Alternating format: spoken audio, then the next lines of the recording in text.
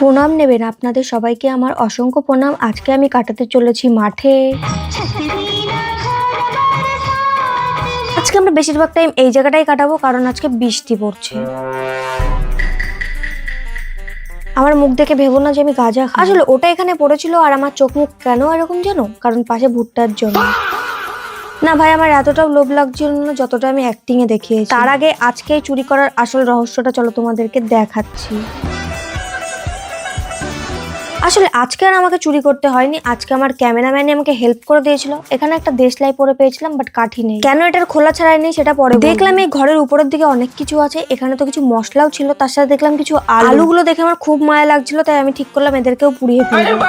আজ মনে হচ্ছে আমার ফিল্ডিং সেট হয়ে গিয়েছে। ভয়ে আমরা হাফ ভুট্টা পুড়িয়ে ফেলেছি, আর এটা তো এরকম ভাবে কেন পোড়ানোর কারণ যাতে এর গায়ে কোনো কালি না লাগে। বলো, এটার টেস্টটা দারুণ হয়েছিল। আলুটা খেতে কেমন লাগছিল তোমরাই ভাবো।